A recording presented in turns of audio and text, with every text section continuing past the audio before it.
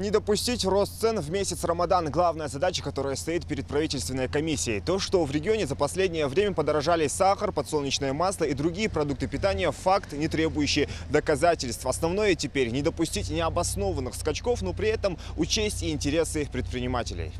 Сколько стоят продукты питания, проверяет правительственная комиссия, в которую вошли сотрудники Минпромышленности, Роспотребнадзора, УФАС и представители местной администрации. Самое первое замечание у проверяющих – отсутствие самих ценников. Цена была цахамяца. Мы еще завтра, каждый день мы будем ходить. Цена, что холи, до холода телефон, да, я тебя гладу. Сколько она сказала? 400 сказала. Это сколько здесь? Ценники нужны, чтобы покупателей лишний раз не обманули. Правда, с ними тут оказалась проблема. Почти у всех продавцов они отсутствуют. И по словам комиссии, уже не первый раз. Проверяющие сопоставляют прошлогодние цены с нынешними. Так, морковь стала дороже на 15 рублей, огурцы на 90 рублей, томаты почти на 80 рублей. Вы закупаете? Да, 150 рублей. Да, вот да.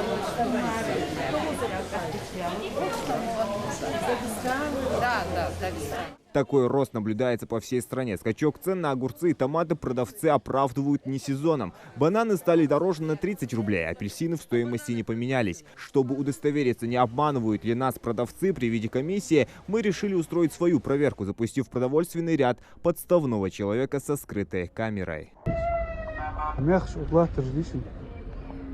200 рублей, да? Печали, помидор. В Дагестане, да? 170 наши. И 150 мне. Опять взял, да, что мягко взять? Опять.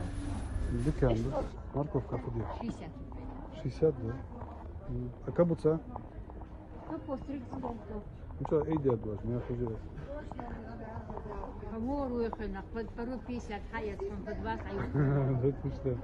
Хорошо. Многие продавцы после комиссии не стали убирать свои ценники и менять стоимость. Но не все. Таким образом, морковка стала дороже на 10 рублей. Далее ревизоры решили проверить оптовые точки рынка. Но, как оказалось, чеснок там дороже почти на 100 рублей. Чеснок почем? 100.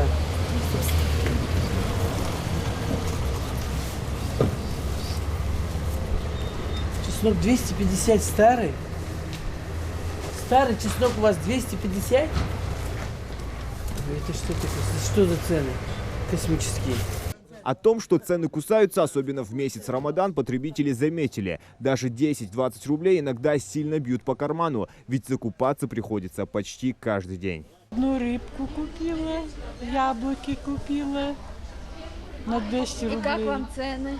Цены, конечно, высокие. Почему, как вы думаете? Невозможно.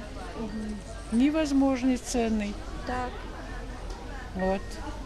И вам вот тяжело с ними справляться, с этими ценами? Конечно. Всем, не только что мне. Даже есть люди, у них чая и хлеба нету.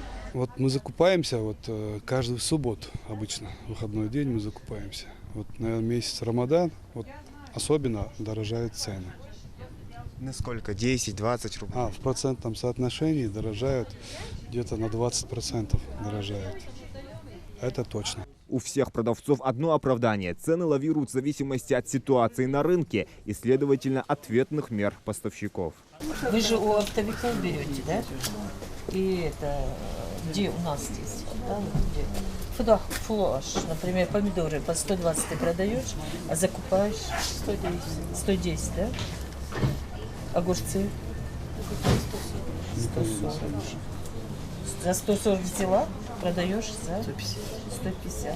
В крупных супермаркетах формирование цены происходит централизованно. Повлиять на стоимость на местах точно не могут. Мы решили сравнить те же самые цены в оптовом магазине, и разница ощутимая.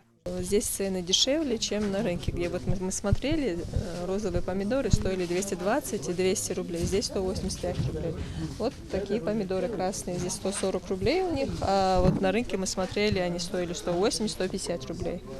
Ну, огурцы? лук, вот смотрите, лук тоже 20 рублей у них стоит, на рынке 30-25. Кефир и сметана подорожали на 10 рублей. Для комиссии самое главное, чтобы не было традиционного скачка цен в преддверии праздников. Их задача – проводить ежедневный мониторинг и не допустить роста цен. Роста есть на самом деле не только у нас, и по всей России. Распоряжением правительства будем выезжать, выезжаем уже, смотрим, анализируем, где дешевле, где дороже.